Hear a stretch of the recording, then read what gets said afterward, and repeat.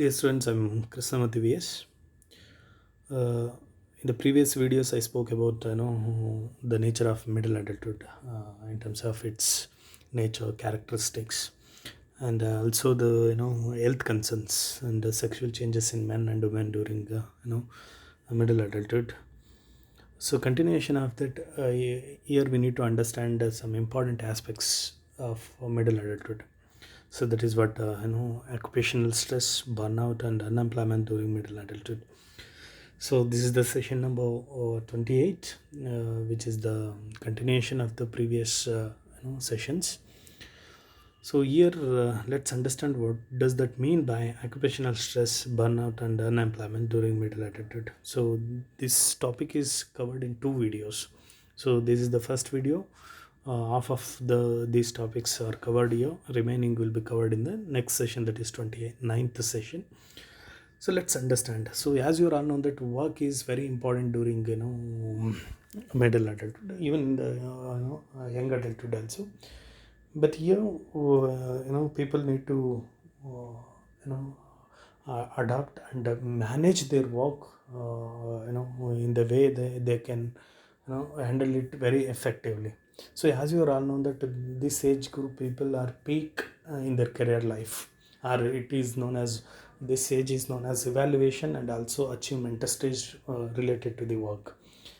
ನಿಮ್ಗೆಲ್ರಿಗೂ ಗೊತ್ತಿರೋ ಹಾಗೆ ವಯಸ್ಕಾವಧಿಯಲ್ಲಿ ಆಗ್ತಕ್ಕಂತಹ ಒಂದು ಮಧ್ಯವಯಸ್ಕಾವಧಿಯಲ್ಲಿ ಆಗ್ತಕ್ಕಂಥ ಪ್ರಮುಖ ವಿಚಾರಾಂಶ ಅಂತಂದರೆ ಕೆಲಸದ ವಿಚಾರಗಳಲ್ಲಿ ಹಾಕುವ ಬದಲಾವಣೆಗಳಿಗೆ ಹೊಂದಾಣಿಕೆ ಮಾಡಿಕೊಳ್ತಕ್ಕಂಥದ್ದು. ಅದರಲ್ಲಿ ವೆರಿ ಇಂಪಾರ್ಟೆಂಟ್, ನಿಮ್ಗೆಲ್ರಿಗೂ ಗೊತ್ತಿರೋ ಹಾಗೆ ಈ ಒಂದು ವಯಸ್ಸಿನಲ್ಲಿ ಕೆಲಸಕ್ಕೆ ಸಂಬಂಧಪಟ್ಟಂತೆ ಮೌಲ್ಯಮಾಪನ ಮತ್ತು ಸಾಧನೆ, ಈ ಎರಡು ವಿಚಾರಗಳನ್ನು ನಾವಿಲ್ಲಿ ಹೆಚ್ಚಿನದಾಗಿ ಪರಿಗಣಿಸಬೇಕಾಗುತ್ತೆ.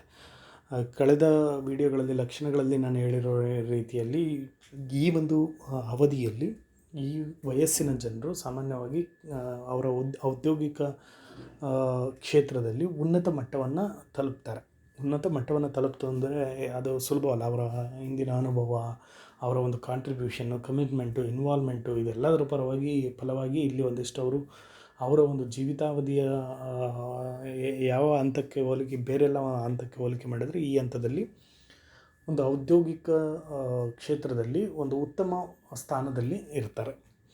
ಸೊ ಆ ಒಂದು ರೀತಿಯಲ್ಲಿ ಈ ಒಂದು ವಯಸ್ಸಿನಲ್ಲಿ ಕೆಲಸದ ವಿಚಾರಗಳು ತುಂಬ ಇಂಪಾರ್ಟೆಂಟ್ ಆಗುತ್ತೆ. ಮತ್ತು ಈ ಒಂದು ವಯೋಮಾನವನ್ನು ಆಲ್ರೆಡಿ ನಾನು ಈಗಾಗಲೇ ಹೇಳಿದಂತೆ ತುಂಬ ಒತ್ತಡದಾಯಕ ಅವಧಿ ಅಂತ ಕರಿತೇವೆ. ಯಾಕೆಂತಂದರೆ ಸಾಕಷ್ಟು ಕಾರಣಗಳಿದೆ. Let's understand actually how people adjust to the work changes and also why people experience the stress during this age, especially related to work, and also burnout, how they feel burnout because of the work pressure. Let's understand.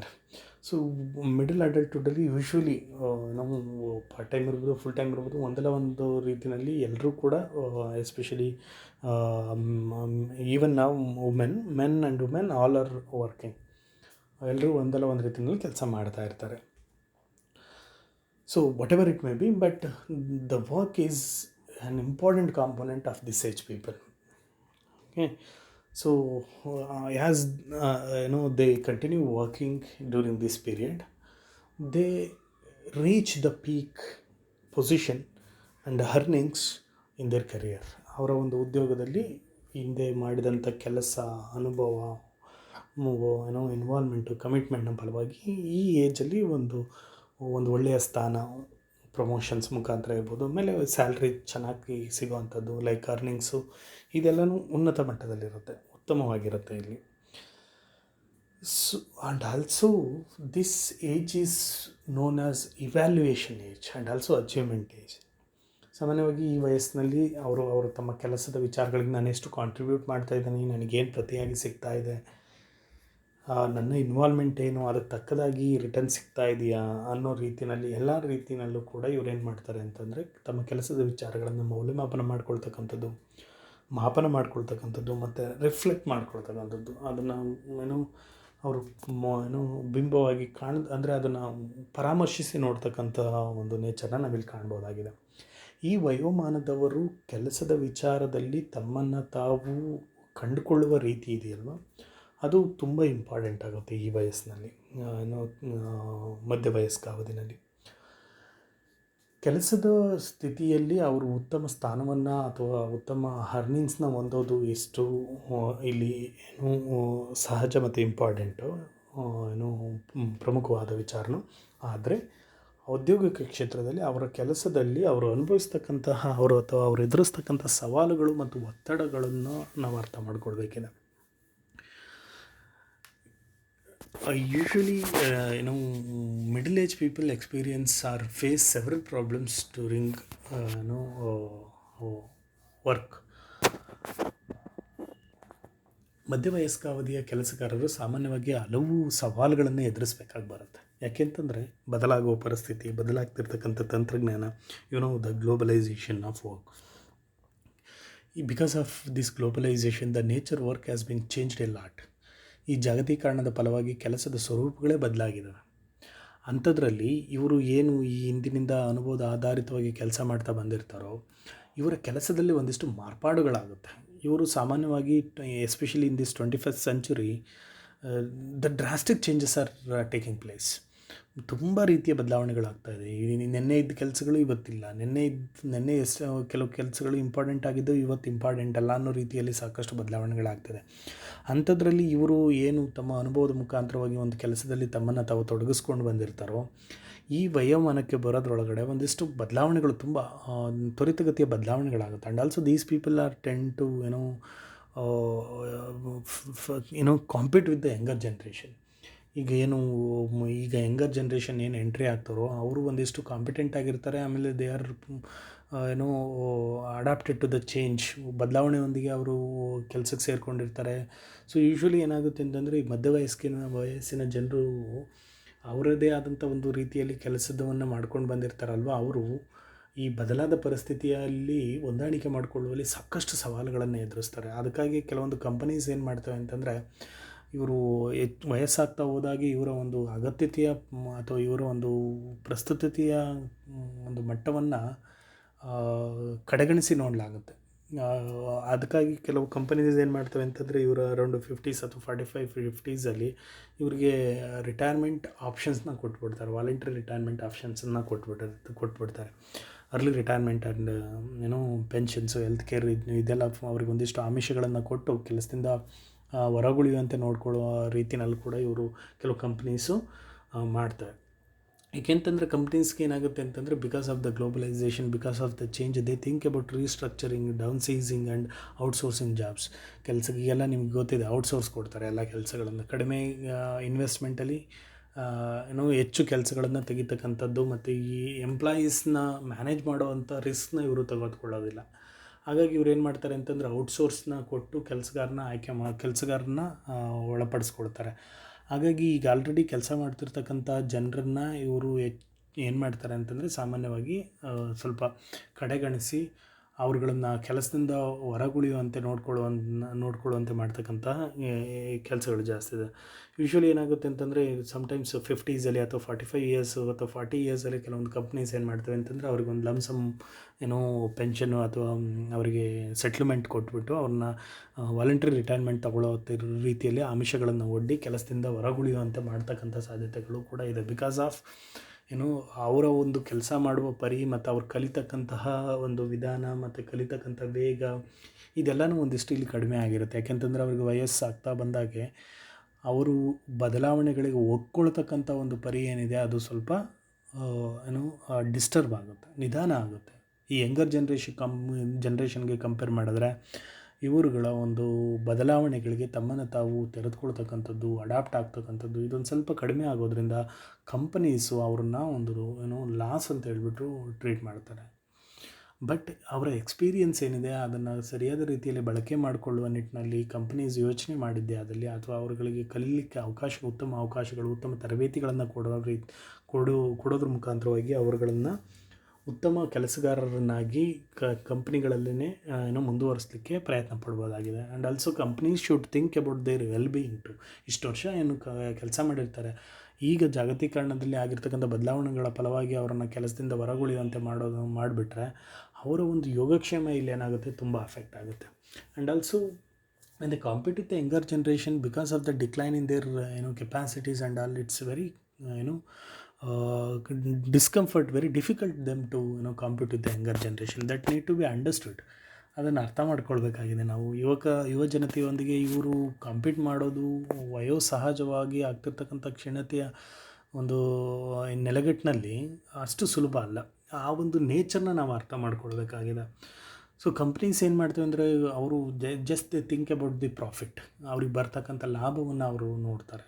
ಹಾಗಾಗಿ ಕಡಿಮೆ ಸಂಬಳಕ್ಕೆ ಹೆಚ್ಚು ಕೆಲಸ ಮಾಡುವಂಥ ಕಾರ್ಮಿಕರುಗಳು ಅವರಿಗೆ ಬೇಕಾಗಿರುತ್ತೆ. ಹಾಗಾಗಿ ಈ ವಯಸ್ಸಿನಲ್ಲಿ ಕೆಲಸ ಮಾಡ್ತಕ್ಕಂಥ ಕಾರ್ಮಿಕರುಗಳನ್ನು ಒಂದಿಷ್ಟು ಕಡೆಗಣಿಸಿ ನೋಡ್ತಕ್ಕಂಥದ್ದನ್ನು ನಾವು ಕಾಣ್ಬೋದಾಗಿದೆ. ಅದರ ಫಲವಾಗಿ ಅನ್ಎಂಪ್ಲಾಯ್ಮೆಂಟ್ ಅನ್ನೋದು ಈ ವಯಸ್ಸಿನಲ್ಲಿ ಆಗುವಂಥದ್ದು. ಬಟ್ ಈ ವಯಸ್ಸಿನಲ್ಲಿ ಅನ್ಎಂಪ್ಲಾಯ್ಮೆಂಟ್ ಆಗೋದ್ರೆ ಅದರ ಡ್ಯಾಮೇಜ್ ಏನಿದೆ ಅದು ತುಂಬ ಸಿವಿಯರ್ ಆಗಿರುತ್ತೆ ಅನ್ನೋದನ್ನು ನಾವು ಎಲ್ಲರೂ ಕೂಡ ಅರ್ಥ ಮಾಡ್ಕೊಳ್ಬೇಕಾಗಿದೆ. ಸೊ ಚಾಲೆಂಜಸ್ ಏನಿದೆ, ಈ ಚಾಲೆಂಜಸ್ನ ಇವರು ಕೆಲಸದ ಸ್ಥಳದಲ್ಲಿ ತುಂಬ ಚಾಲೆಂಜಸ್ನ ಎದುರಿಸ್ತಾರೆ. ಅದರಲ್ಲಿನ ಎರಡು ಮಾತಿಲ್ಲ. ಯಾಕೆಂತಂದರೆ ವಯೋಸಹಜವಾಗಿ ಆಗ್ತಾ ಇರ್ತಕ್ಕಂಥ ಬದಲಾವಣೆಗಳು ಕೆಲಸದ ಸ್ಥಳದಲ್ಲಿ ಆಗುವ ಬದಲಾವಣೆಗಳೊಂದಿಗೆ ಹೊಂದಾಣಿಕೆ ಮಾಡಿಕೊಳ್ಳುವಲ್ಲಿ ಅಡ್ಡಿ ಮಾಡ್ತವೆ. ಆ ನಿಟ್ಟಿನಲ್ಲಿ ಕೆಲಸದ ಅಭದ್ರತೆ ಇರ್ಬೋದು, ಯೋಜನೆತೆಯೊಂದಿಗೆ ಕಾಂಪೀಟ್ ಮಾಡೋವಂಥದ್ದು ಇರ್ಬೋದು, ಬದಲಾಗಿರ್ತಕ್ಕಂಥ ತಂತ್ರಜ್ಞಾನವನ್ನು ಕಲಿತಕ್ಕಂಥದ್ದು ಇರ್ಬೋದು. ಇಂಥ ಹಲವಾರು ಸವಾಲುಗಳನ್ನು ಇವರು ಕೆಲಸದ ಸ್ಥಳದಲ್ಲಿ ಎದುರಿಸಬೇಕಾಗುತ್ತೆ. ಅದರ ಜೊತೆಯಲ್ಲಿ ಇವರು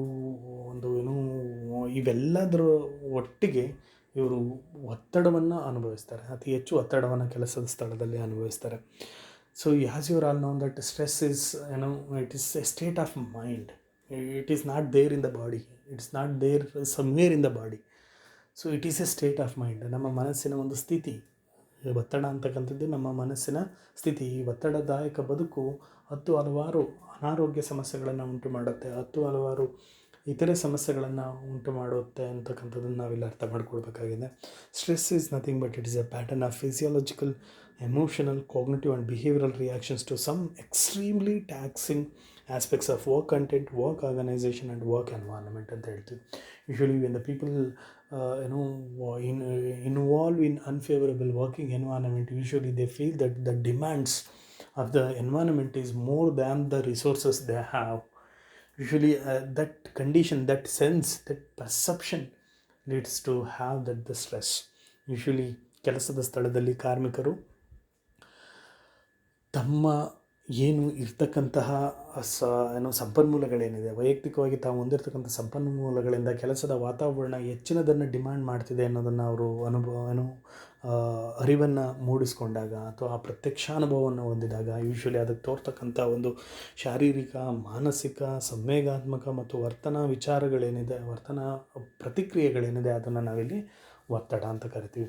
ಈಗಾಗಲೇ ಹೇಳಿದಂತೆ ಹೊರಗಿನ ಒಂದು ಡಿಮ್ಯಾಂಡ್ಸ್ ಅಥವಾ ಏನು ಎಕ್ಸ್ಪೆಕ್ಟೇಷನ್ಸ್ ಏನಿದೆ ಅದು ನಮ್ಮಲ್ಲಿರ್ತಕ್ಕಂಥ ರಿಸೋರ್ಸಸ್ಗಿಂತ ಹೆಚ್ಚಿಗೆ ಇದೆ ಅನ್ನೋದು ನಮಗೆ ಮನವರಿಕೆ ಆದಾಗ ನಾವು ಒತ್ತಡವನ್ನು ಅನುಭವಿಸ್ತೀವಿ. ಅದೇ ರೀತಿ ಕಾರ್ಮಿಕರು ಸಾಮಾನ್ಯವಾಗಿ, ಎಸ್ಪೆಷಲಿ ಈ ವಯಸ್ಸಿನಲ್ಲಿರ್ತಕ್ಕಂಥ ಕಾರ್ಮಿಕರು, because of the change takes place in work setup, usually they feel that their resources are limited compared to the expectations or compared to the demand of the work. So that leads them to have that the severe stress ಅನ್ನೋದನ್ನು ನಾವೆಲ್ಲ ಅರ್ಥ ಮಾಡ್ಕೋಬೇಕು. The researchers have shown that this age group people are more prone to have that the stress. Studies have shown that in European countries, almost 30% of 30% of people are more prone to have that the stress during this age. Middle age people 30% ಜನರು ಒತ್ತಡವನ್ನು ಅನುಭವಿಸುವ ಸಾಧ್ಯತೆ ಇದೆ ಅಂತಕ್ಕಂಥದ್ದನ್ನು ಅಧ್ಯಯನಗಳು ತಿಳಿಸ್ತದೆ. So ಇಲ್ಲಿ ಒತ್ತಡಕ್ಕೆ ಕಾರಣ ಆಗ್ತಕ್ಕಂಥ ವಿಚಾರಗಳನ್ನು ನಾವು ಸ್ಟ್ರೆಸ್ಸಾರ್ಸ್ ಅಂತ ಕರಿತೀವಿ. ಓಕೆ, ಒತ್ತಡವನ್ನು the causes are that the reasons which leads to the stress are known as stressors. Like there are many stressors we can list out. So some important stressors are like low job control, high job demands, and low work related social support. And these are common issues which leads to stress. When people think that they have no control over the surroundings or that working environment, usually that leads to have that the sense of loss of control, then that leads to have stress. And also high job demands, as I mentioned earlier itself, usually when the people think that there are a lot of demands than that the resources they have, usually that is also a main reason to have that the stress. And also low work related social support. The pressure is there, but when they feel that they have no support at workplace, obviously they feel that they are at stress. So these are all the common tasks.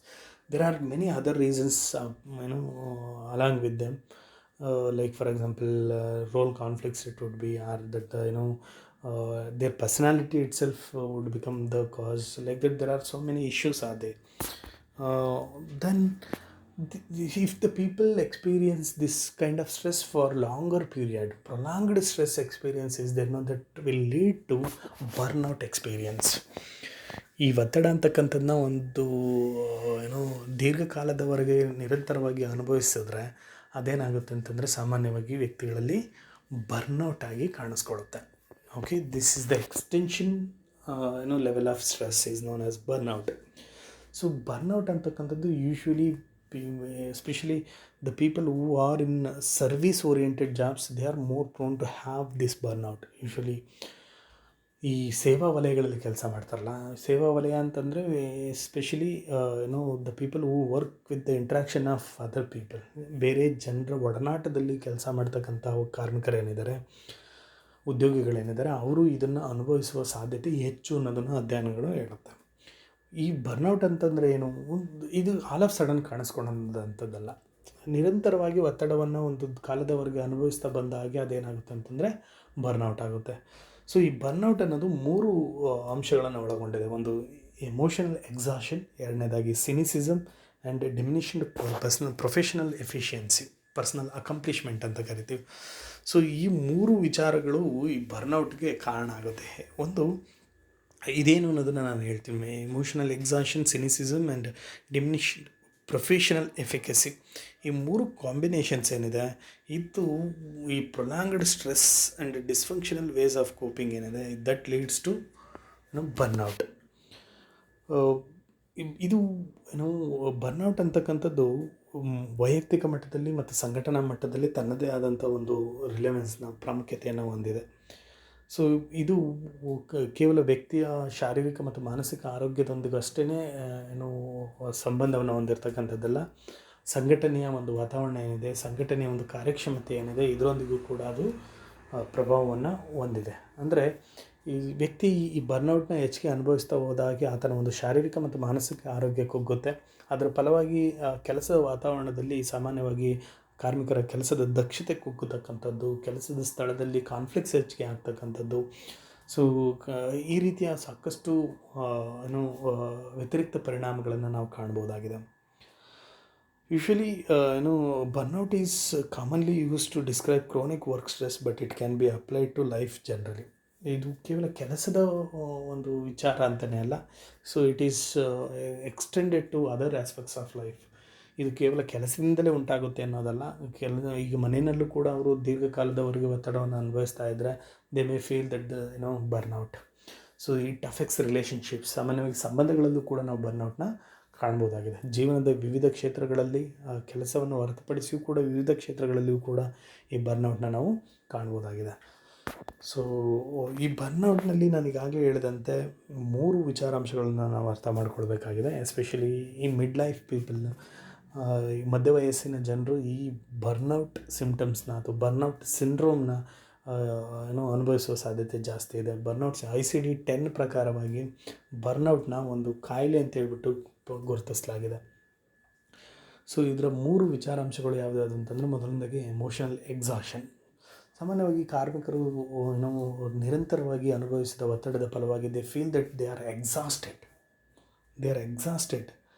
Like ಕೆಲಸದ ಸ್ಥಳದಲ್ಲಿ ಅವ್ರು ನಿಭಾಯಿಸ್ತಕ್ಕಂಥ ಜವಾಬ್ದಾರಿಗಳು ಅವ್ರಿಗೆ ಒಂದು ಹೆಚ್ಚು ಕೆಲಸ ಮಾಡ್ತಿದ್ದಾರೆ ಅನ್ನೋ ಇದಾಗುತ್ತೆ.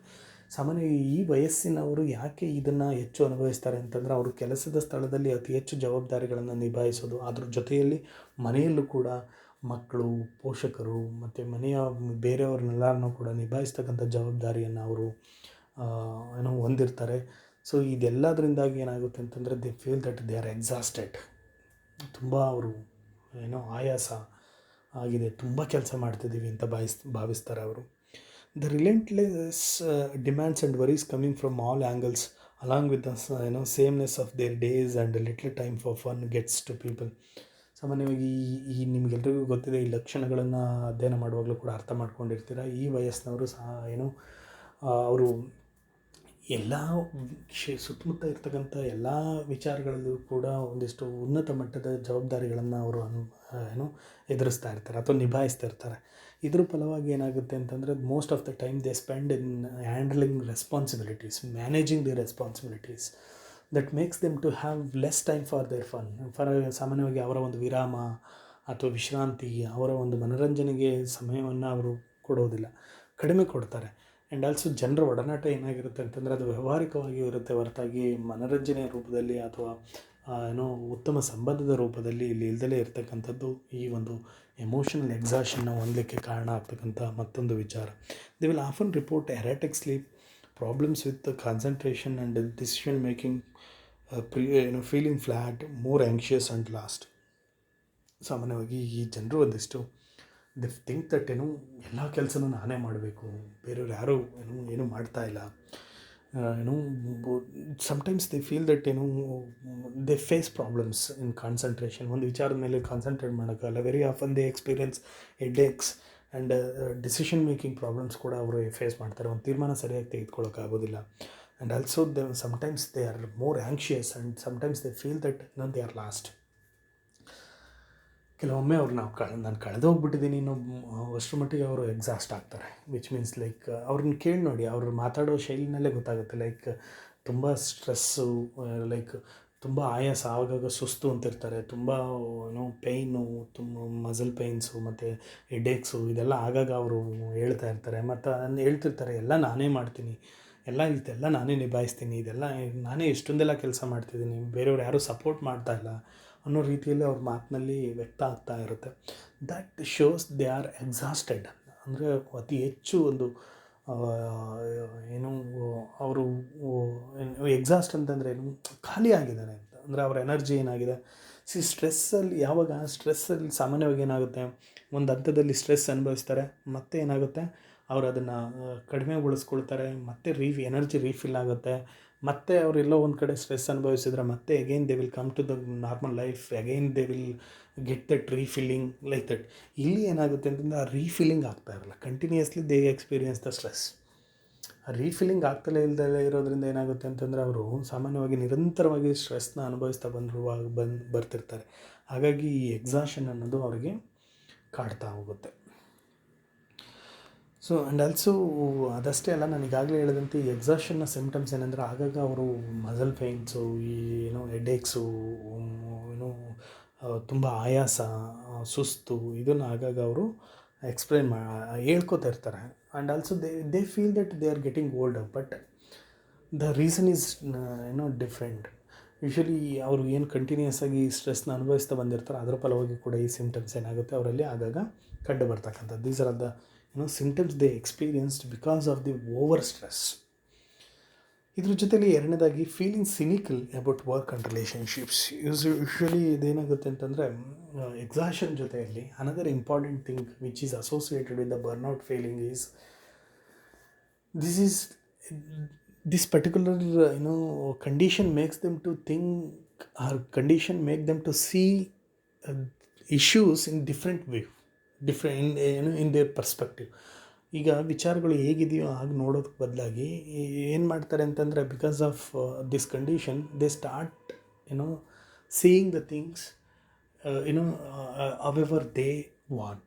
That's what usually they color that the view of ours themselves. Like ಅವರ ವಿಚಾರಗಳನ್ನು ಅವರು ಒಂದಿಷ್ಟು ಕಲರ್ಫುಲ್ ಆಗಿ ಏನು ಮಾಡ್ತಾರೆ ಅಂತಂದರೆ, ನೆಗೆಟಿವ್ ಆಗಿ ಕಾಣೋದಕ್ಕೆ ಶುರು ಮಾಡ್ತಾರೆ. Like as I mentioned earlier it self, ನಾನು ಇಷ್ಟು ಕೆಲಸ ಮಾಡ್ತಿದ್ದೀನಿ, ಅವ್ರು ನೋಡಿದ್ರೆ ಕೆಲಸನೇ ಮಾಡ್ತಾಯಿಲ್ಲ, ಆದರೆ ನನಗೆ ಕಡಿಮೆ ರೆಕಗ್ನಿಷನ್ನು, ಅವ್ರಿಗೆ ಹೆಚ್ಚಿಗೆ ರೆಕಗ್ನಿಷನ್ನು, ನಾನು ಎಷ್ಟೊಂದೆಲ್ಲ ಕೆಲಸ ಮಾಡ್ತೀನಿ, ನನಗೆ ಸಪೋರ್ಟ್ ಇಲ್ಲ ಅನ್ನೋ ಥರದಲ್ಲಿ. ಆ್ಯಂಡ್ ಆಲ್ಸೋ ಏನಾಗುತ್ತೆ ಅಂತಂದರೆ, ಯೂಶ್ವಲಿ ಇದಷ್ಟೇ ಅಲ್ಲ, ಅವರ ಒಂದು ಫ್ಯೂಚರ್ ಇರ್ಬೋದು, ರಿಲೇಷನ್ಶಿಪ್ಸ್ ಇರ್ಬೋದು, ಅವರ ಪಾರ್ಟ್ನರ್ ಇರ್ಬೋದು, ಸೊ ಇದೆಲ್ಲದನ್ನು ಕೂಡ ಅವ್ರು ನೋಡುವ ದೃಷ್ಟಿಕೋನ ಏನಾಗುತ್ತೆ ಅಂತಂದರೆ, ಇದೊಂದಿಷ್ಟು ಅವ್ಯವಸ್ಥಿತವಾಗಿಬಿಡುತ್ತೆ. ತುಂಬ ಸಿನಿಸಿಸಮ್ ಆಗಿ ನೋಡ್ತಾ ಹೋಗ್ತಾರೆ, ರಿಯಾಲಿಟಿಯನ್ನು ಬಿಟ್ಟು ನೋಡ್ತಾ ಹೋಗ್ತಾರೆ.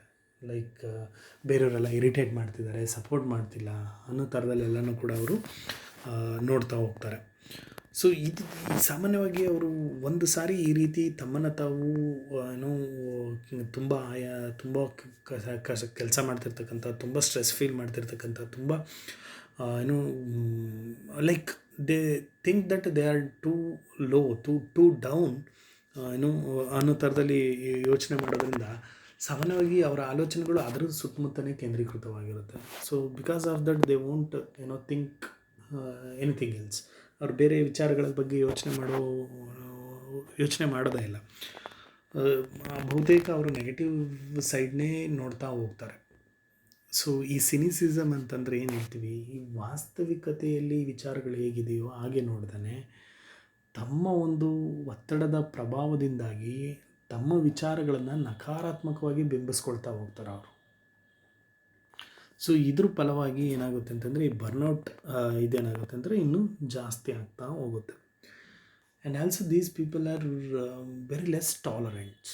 ಅಂದರೆ ಇವರಲ್ಲಿ ತಾಳ್ಮೆ, ಸಹನೆ ಏನಾಗುತ್ತೆ ಅಂತಂದರೆ ಅದು ಕಡಿಮೆ ಆಗುತ್ತೆ. ನಾನು ಈಗಾಗಲೇ ಹೇಳಿದಂತೆ ರೀಫಿಲ್ಲಿಂಗ್ ಆಗ್ದಲೇ ಇರೋದ್ರಿಂದ ಸಾಮಾನ್ಯವಾಗಿ ನೀವು ನೋಡ್ಬೋದು. ಫಾರ್ ಎಕ್ಸಾಂಪಲ್ ಈ ಏಜಲ್ಲಿರೋ ಎಸ್ಪೆಷಲಿ ಈ ನರ್ಸ್ಗಳು, ಆಮೇಲೆ ಪೊಲೀಸು ಅಥವಾ ಈ ಲೆಕ್ಚರರ್ಸು ಅಥವಾ ಅದರ್ ಪೀಪಲ್, ಸಾಮಾನ್ಯವಾಗಿ ವಯಸ್ಸಿನ ಜನರು ಹೆಚ್ಚು ಕಿರಿಕಿರಿ ಮಾಡ್ತಾರೆ. ಈಗ ಪೇಷನ್ಸ್ ಇರೋದಿಲ್ಲ, ಕೇಳಿಸ್ಕೊಳ್ಳೋದಿಲ್ಲ. ನೀವು ನೋಡ್ಬೋದು. ಫಾರ್ ಎಕ್ಸಾಂಪಲ್ ಈಗ ಹಾಸ್ಪಿಟಲ್ಗಳಿಗೆ ಹೋದರೆ ನರ್ಸ್ಗಳು ಅಥವಾ ಪೊಲೀಸ್ನವರು ಅಥವಾ ಟೀಚರ್ಸು, ಅವರು when they are new to the job usually they use to listen each and everything and then react or respond. But here it's not like that. They will not be ready to listen at all. ಅಂದರೆ ಅವರಿಗೆ ಆ ತಾಳ್ಮೆ, ಆ ಸಹನೆ ಏನಾಗಿರುತ್ತೆ ಅಂತಂದರೆ ಕಾಲಕ್ರಮೇಣ ಜನರೊಂದಿಗಿನ ಒಂದು ಒಡನಾಟ ಮತ್ತು ಆ ಕಿರಿಕಿರಿ, ಆ ಅಸಹನೆ ಏನಾಗಿರುತ್ತೆ ಅಂದರೆ ಅವರ ಆ ರೀತಿಯಲ್ಲಿ ಅವರು ಪ್ರತಿಯೊಂದು ವಿಚಾರಕ್ಕೂ ಕಿರಿಕಿರಿ ಮಾಡಿಕೊಳ್ಳೋ ರೀತಿಯಲ್ಲಿ ಮಾಡುತ್ತೆ. So not only in the work that continues in the family also. Usually ಅವ್ರ ಪಾರ್ಟ್ನರ್ಸ್ ಜೊತೆಯಲ್ಲಿ, ಆಮೇಲೆ ಹಣಕಾಸಿನ ವಿಚಾರದಲ್ಲಿ, ಲೈಂಗಿಕತೆ ವಿಚಾರದಲ್ಲಿ ಸಾಕಷ್ಟು ಅವರ ದೈನಂದಿನ ಜೀವನದ ವಿಚಾರಗಳಲ್ಲೂ ಕೂಡ ಆಗಾಗ ಕಿರಿಕಿರಿ ಮಾಡ್ಕೊಳ್ತಕ್ಕಂಥದ್ದು, ಬೇರೆಯವ್ರನ್ನ ಬೈಯೋದು, ಬೇರೆಯವ್ರನ್ನ ದೂಷಿಸೋದು, ಈ ಥರದ ಒಂದು ಕ್ಯಾರೆಕ್ಟರಿಸ್ಟಿಕ್ಸ್ನ ನಾವು ಕಾಣ್ಬೋದಾಗಿದೆ. ಸೊ ಯೂಶ್ವಲಿ ಏನಾಗುತ್ತೆ ಅಂತಂದರೆ ಇವರು ಅನದರ್ ಕೆಲಸದಲ್ಲಿ ಇವ್ರು ಏನು ಮಾಡ್ತಾರೆ ಅಂತಂತಂದರೆ they feel that they are stuck, there are no advancements ಅನ್ನೋ ರೀತಿಯಲ್ಲಿ ಇವರು ಫೀಲ್ ಮಾಡ್ತಾರೆ. ಸೊ ಹಾಗಾಗಿ ಇವರಲ್ಲಿ ಬರ್ನೌಟ್ ಅನ್ನೋದು ಇನ್ನೂ ಕೂಡ ಜಾಸ್ತಿ ಆಗ್ತಾ ಹೋಗುತ್ತೆ. And third aspect of this burnout is that feeling like they are not doing anything well ಅಂತ. They think that they are trying a lot, they are doing a lot, but that's not worthwhile ಅಂತ.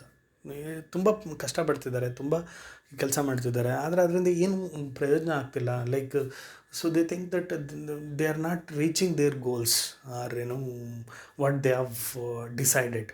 ಏನು ಅಂದ್ಕೊಂಡಿದ್ದಾರೋ ಅದನ್ನು ಮಾಡೋಕ್ಕಾಗ್ತಿಲ್ಲ ಅಂತ ಅವರು ಭಾವಿಸ್ತಾರೆ. Usually they feel that they are failing ಅಂತ. ಅವ್ರು ಸೋಲ್ತಾ ಇದ್ದೀವಿ, ನಾನೇನೋ ಅಂದ್ಕೊಂಡಿದ್ದೆ ಅದನ್ನು ಮಾಡೋಕ್ಕಾಗ್ತಿಲ್ಲ. Still I am trying a lot but I can't reach that ಅನ್ನೋ ಥರದಲ್ಲಿ ಇವರು ಯೋಚನೆ ಮಾಡೋದ್ರಿಂದ usually mid life people usually they think that they are failing, so that they are more prone to have this syndrome.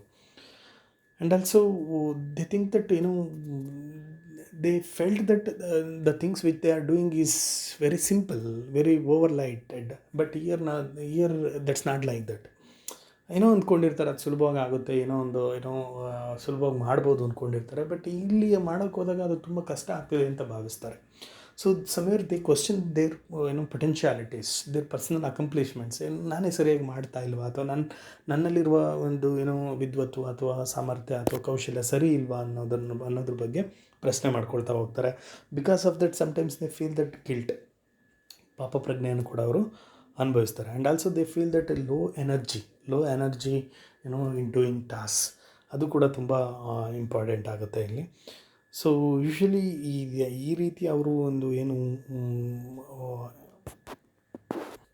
So ಈ ರೀತಿ ಮಾಡೋದ್ರಿಂದ, ಈ ರೀತಿ ಯೋಚನೆ ಮಾಡೋದ್ರಿಂದ ಅವರಿಗೆ usually they won't think what exactly happening inside. ಅವ್ರ ಒಳಗಡೆ ಏನಾಗ್ತಿದೆ ಅನ್ನೋದನ್ನು ಯೋಚನೆ ಮಾಡೋಕ್ಕೂ ಕೂಡ ಅವರು ಪುರುಷೊತ್ತಿಲ್ದಷ್ಟು ಅವರು ಕಿರಿಕಿರಿ, ಈ ಬರ್ನೌಟ್ ಇದರಲ್ಲಿ ಸುಳಿಯಲ್ಲಿ ಸಿಲುಕೊಂಡ್ಬಿಡ್ತಾರೆ.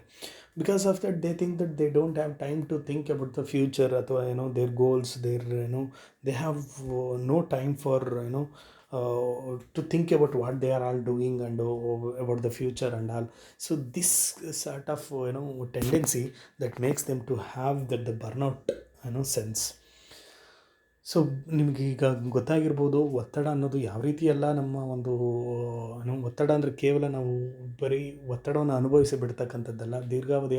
ಅಂದರೆ ಒಂದು ದೀರ್ಘಾವಧಿಯಾಗಿ ಒತ್ತಡವನ್ನು ಅನುಭವಿಸ್ತಾ ಹೋದಾಗ ಅದೇನು ಮಾಡುತ್ತೆ ಅಂತಂದರೆ prolonged stress that leads to burnout syndrome. Usually they feel that exhausted and also cynicism which is out of the reality, and also they think that their personal competencies are low. ಈ ಎಲ್ಲ ವಿಚಾರಗಳಿಂದಾಗಿ ಅವ್ರೇನಾಗುತ್ತೆ ಅಂತಂದರೆ ಅವರು ಈ burnout ಸಿಂಡ್ರೋಮ್ನ experience ಮಾಡ್ತಾರೆ ಅಂತ ಹೇಳ್ಬೋದು. ಇದರ ಒಂದು ಕಂಟಿನ್ಯೂಯೇಷನ್ ಏನಿದೆ, ಲೈಕ್ ಫಾರ್ ಎಕ್ಸಾಂಪಲ್ ಇದೆಲ್ಲ ವಿಚಾರಗಳು, ಇಲ್ಲಿ ಸವಾಲುಗಳು, ಒತ್ತಡ ಇದೆಲ್ಲ ನೋಡಿದ್ರಲ್ವ, ಇದು ಫಲವಾಗಿ ಉಂಟಾಗ್ತಕ್ಕಂಥ ಅನ್ಎಂಪ್ಲಾಯ್ಮೆಂಟ್ ಇಶ್ಯೂಸ್ ಏನಿದೆ ಅದನ್ನು ನೆಕ್ಸ್ಟ್ ವೀಡಿಯೋದಲ್ಲಿ ನಾನು ಮಾತನಾಡ್ತೇನೆ. ಸೊ ಈ ವಿಡಿಯೋದಲ್ಲಿ ಪ್ರಮುಖವಾಗಿ ಇಲ್ಲಿ ಈ ವಯಸ್ಸಿನಲ್ಲಿ ಅಂದರೆ ಮಧ್ಯ ವಯಸ್ಸಿನವರು ಅನುಭವಿಸ್ತಕ್ಕಂಥ ಈ ವರ್ಕ್ ರಿಲೇಟೆಡ್ ಇಶ್ಯೂಸ್ ಏನಿದೆ ಅದನ್ನು ಅದ್ರ ಬಗ್ಗೆ ನಾನು ಇಲ್ಲಿ ಮಾತನಾಡಿದ್ದೇನೆ. ಅದರ ಜೊತೆಲಿ occupational challenges, very important thing. ಔದ್ಯೋಗಿಕವಾಗಿ especially in this 21st century, this mid life people are facing so many challenges at work. ಅದೇನು ಎತ್ತ ಅನ್ನೋದ್ರ ಬಗ್ಗೆ ಮಾತನಾಡಿದ್ದೀನಿ. ಆ್ಯಂಡ್ ದೆನ್ ಸ್ಟ್ರೆಸ್, ಔದ್ಯೋಗಿಕ ಒತ್ತಡ ಅಂತಂದರೆ ಏನು, ಮತ್ತು ಅದು ಯಾವ ರೀತಿ ಕಾರಣ ಆಗುತ್ತೆ, ಔದ್ಯೋಗಿಕ ಒತ್ತಡಕ್ಕೆ ಕಾರಣ ಆಗುವ ವಿಚಾರಗಳು, ಮತ್ತು ಔದ್ಯೋಗಿಕ ಒತ್ತಡದಿಂದ ಉಂಟಾಗ್ತಕ್ಕಂಥ ಹಲವು ರೀತಿಯ ಸ್ಥಿತಿಗತಿಗಳು. ಅದರಲ್ಲಿ ಬರ್ನೌಟ್ ಒಳಗೊಳ್ತಕ್ಕಂಥ 3 ವಿಷಯಾಂಶಗಳು, that is what physical and mental exhaustion, emotional exhaustion ಅಂತ ಹೇಳ್ತೀನಿ. ಆಮೇಲೆ cynicism and lack of personal accomplishment. So these are the 3 aspects of burnout where people feel that they are burned out. Okay, so I hope you all understood about the challenges and the stress at workplace during middle adulthood. So continuation of this in the next video, I will tell you about unemployment issues during this middle life. Okay, thank you all. Good night. Thank you all. Take care.